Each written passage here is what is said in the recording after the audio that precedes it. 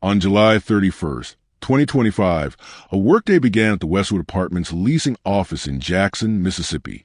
Staff reported for duty, and residents moved to the property as usual. Before noon, the area will be surrounded by law enforcement, and the office will become an active crime scene. Inside the leasing office, 24-year-old Maleah Bess was performing her duties. Around the same time, her estranged husband, 52-year-old Ron Christopher Allen, entered the property armed. Moments later, multiple gunshots were fired inside the office. Emergency calls to 911 reported an active shooter. Police, SWAT teams, and hostage negotiators arrived at the scene. Allen barricaded himself inside the leasing office after the shooting. Law enforcement secured the perimeter, evacuated nearby areas, and attempted communication with the suspect. The standoff lasted several hours, during which no other civilians were harmed. When the standoff ended, Allen surrendered to authorities without further gunfire. Inside the leasing office, Maleah Bess was found deceased. A man accused of killing his wife, then barricading himself for over an hour, has been denied bond today. Ron Christopher Allen made his initial court appearance today. The 52-year-old is charged with murder in the death of his estranged wife, 24-year-old Maleah Bess. That deadly shooting happening yesterday at the Westwood Apartments. 3 on your sides. Quentin Smith was inside the courtroom today and joins us now. Quentin, what did we learn today? Well, Courtney, and we learned that multiple witnesses told police Allen admitted to killing Bess on yesterday. In court today, the judge said she was denying Allen's bond due to the egregious nature of the crime. One state lawmaker says crimes like this one are just the latest example of why we need more legislation and resources to prevent situations like this from happening. The suspect was taken into custody, and a firearm was recovered. Detectives and forensic investigators began processing the scene to determine the exact sequence of events. As the investigation unfolded, law enforcement confirmed the suspect's identity, his relationship to the victim, and the number of shots fired. The incident prompted questions about the timeline of the couple's separation, the presence of any prior domestic incidents, and the steps that might have prevented the shooting. Stay with us as we unravel this shocking story and uncover the heartbreaking details of what led to this senseless loss. Before we begin, let us know in the comments, where are you watching from, and what are your thoughts as the story unfolds? Welcome to True Crime Tales, where we reveal the crimes that shock communities and the secrets hidden behind closed doors. Hit subscribe and turn on notifications. You won't want to miss what's coming next. Now let's begin. Maleah Bess was a 24-year-old woman originally from Chicago, Illinois. Public records and statements from acquaintances show that she grew up in a working-class environment. Limited information is available about her immediate family, but it is known that she maintained ties to her Chicago roots while pursuing opportunities in the South. She relocated to Jackson, Mississippi to attend Jackson State University, where she completed her undergraduate degree.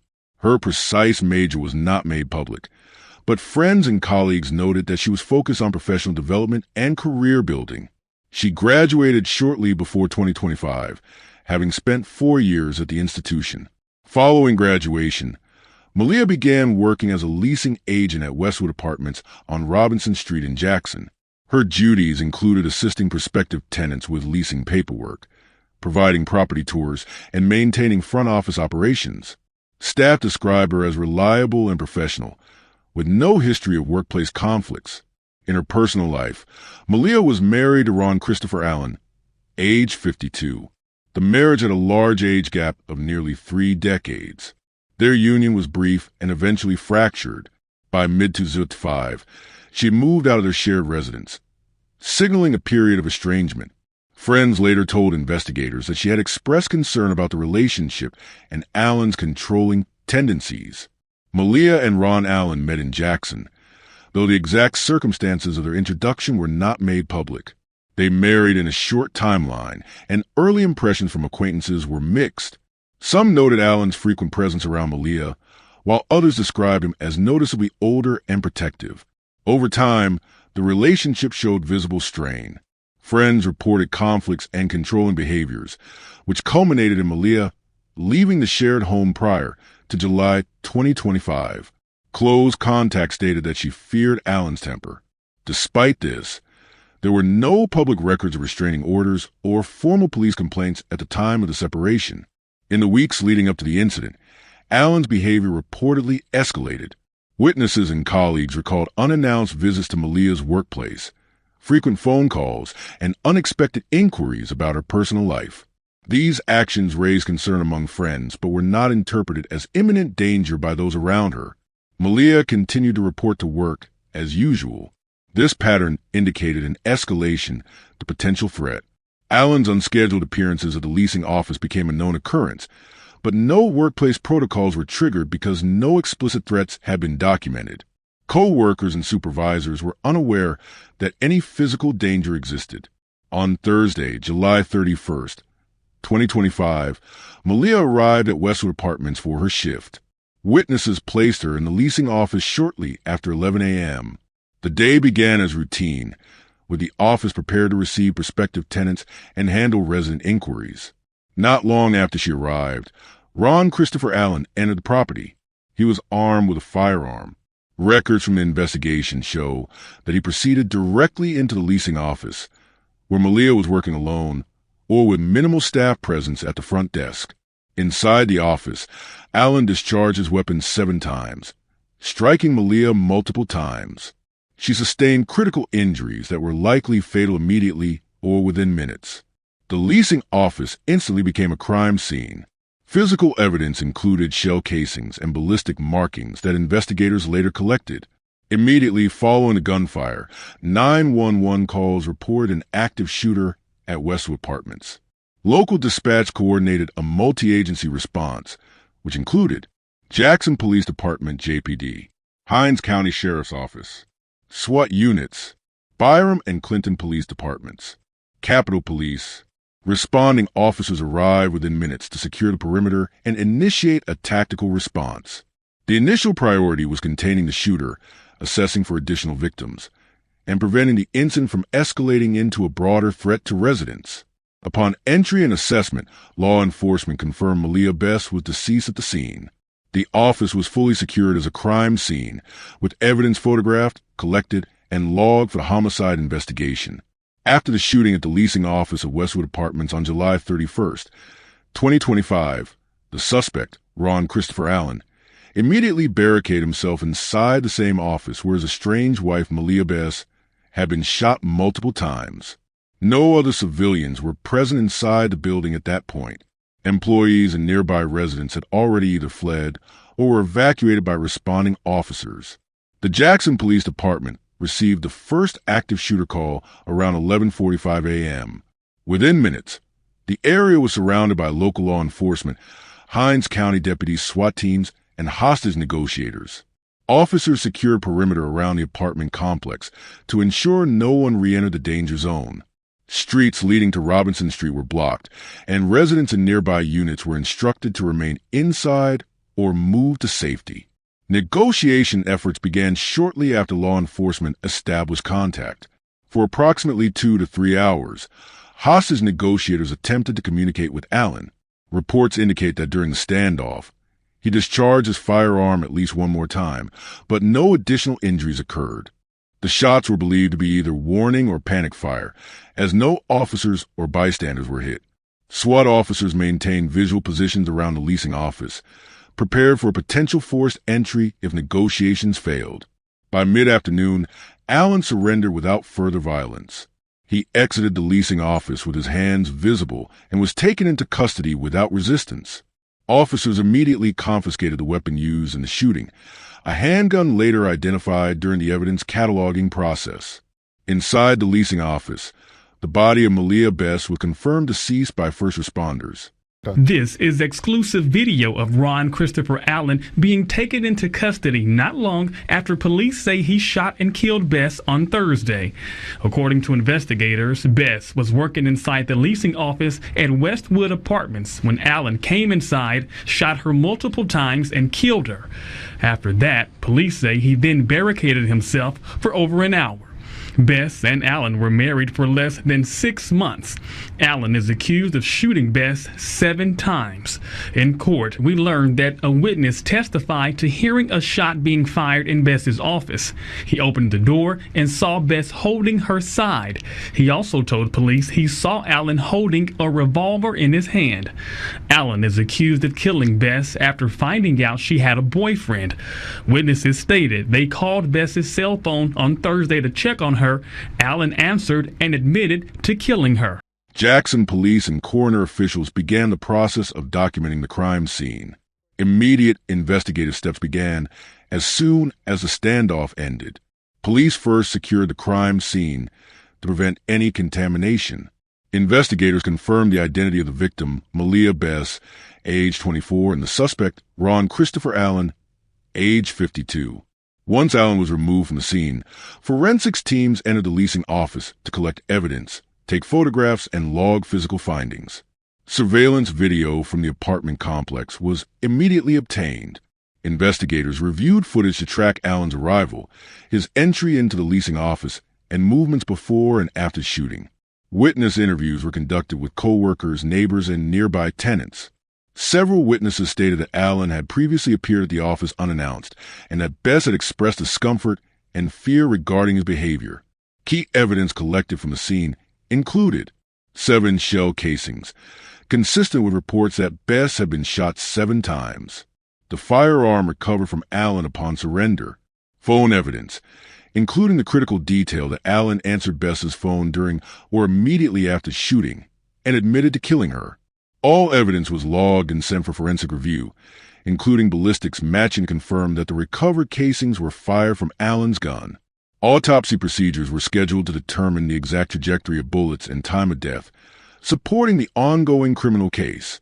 Witness statements were a key part of the early investigation. Friends of the victim told police that Bess feared her estranged husband and had recently moved out of their shared residence.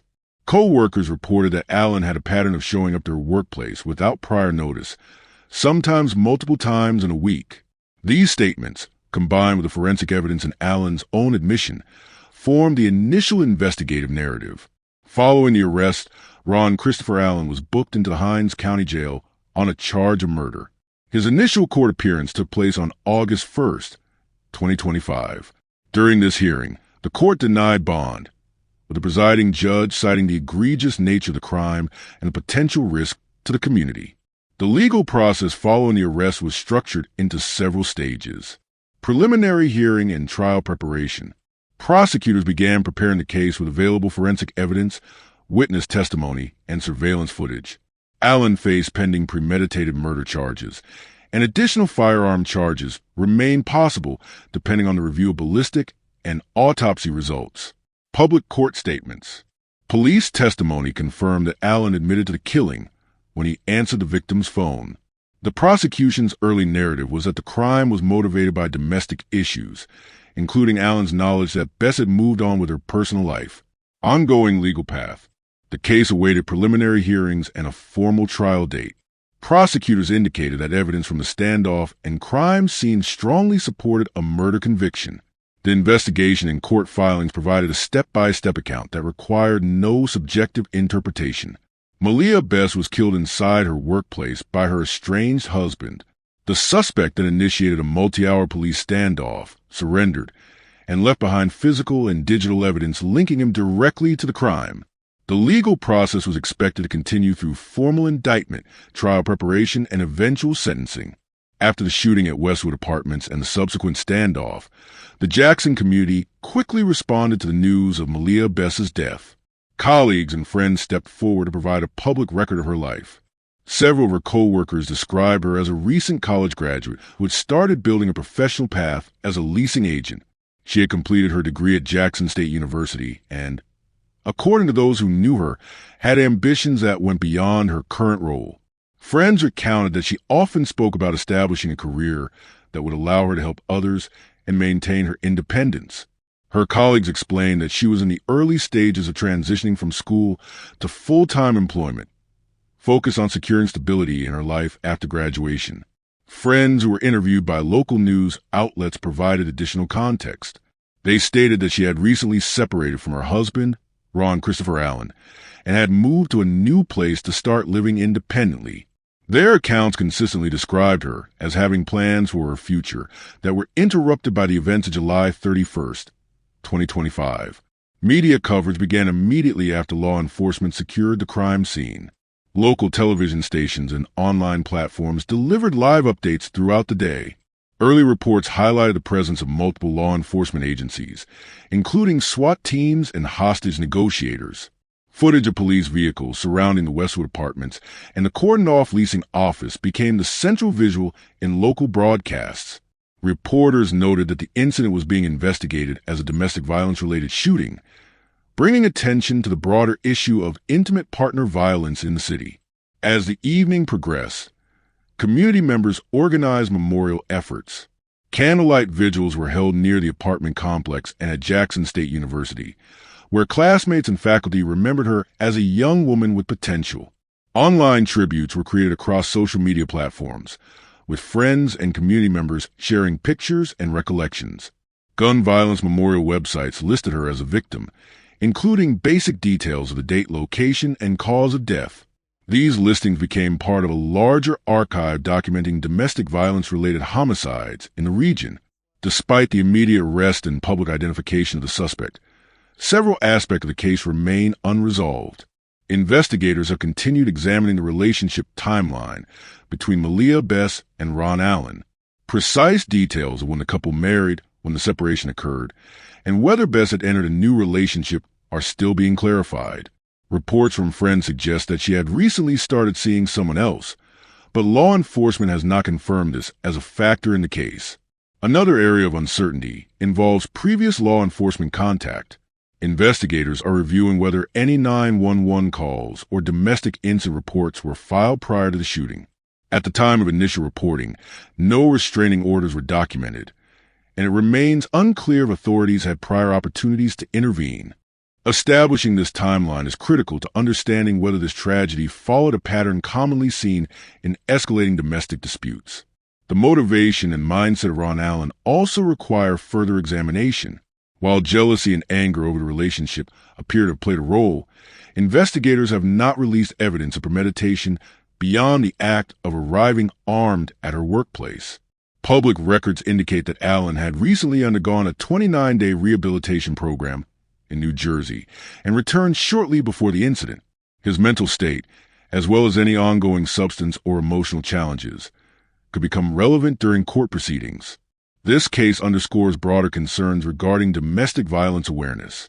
Experts often note a recurring pattern in intimate partner violence.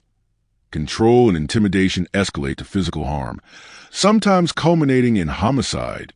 Friends of Bess stated publicly that she expressed fear of her husband, yet no official protective measures appear to have been in place. The progression from separation to lethal violence reflects the high-risk period that many domestic violence victims experience after leaving a partner. Workplace safety is another issue highlighted by this incident.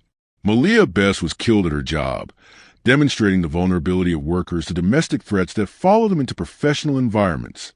Apartment leasing offices, like many customer-facing workplaces, are not typically equipped with high-level security or controlled access against armed visitors. Experts have suggested that unannounced visitor protocols and alert systems are essential in preventing similar incidents. The case also points to legal system implications. Protective orders and domestic violence reporting mechanisms exist to reduce the risk of fatal outcomes. However, the absence of documented interventions raises questions about whether gaps in the system contributed to the escalation. Without early reporting or court orders, law enforcement is limited in its ability to act before violence occurs. Public discussion following this homicide has included calls for stronger awareness campaigns, easier access to protective orders, and improved communication between victims and local police. The case status remains active. Ron Christopher Allen is held without bond at the Hinds County Detention Center, charged with murder in the death of his wife, Maleah Bess. A preliminary hearing and trial date will determine the legal outcome. Authorities continue to process evidence and prepare for prosecution. Meanwhile, the community is still processing the incident, Vigils, online memorials, and media discussions have continued in the weeks after the shooting. The death of Maleah Bess serves as a reminder of the risks associated with domestic violence, particularly during periods of separation. The impact and legacy of this case extend beyond the individuals involved. It has prompted renewed attention to domestic violence prevention, the vulnerability of workplaces to personal threats, and the importance of early intervention in volatile relationships. Public officials and advocacy groups have emphasized that awareness and proactive measures are essential to reducing the likelihood of similar tragedies. This narrative closes with an understanding that the investigation and legal process are ongoing. The unanswered questions about the timeline, prior warnings, and decision points remain central to uncovering how the events of July 31st, 2025, became fatal. As the court system moves forward, the case stands as a documented example of intimate partner violence reaching its most extreme outcome, highlighting both the gaps in prevention and the community's ongoing search for solutions. If you found this story as gripping and heartbreaking as we did, don't forget to like this video and share it with others. And if you want to hear more true crime stories that uncover the mysteries behind these tragic events, make sure to subscribe to our channel and turn on the notification bell. You won't want to miss our latest stories, updates, and discussions. Thank you for joining us on this journey to seek justice and explore the truth. Together, we can make a difference. Until next time, stay safe and stay aware.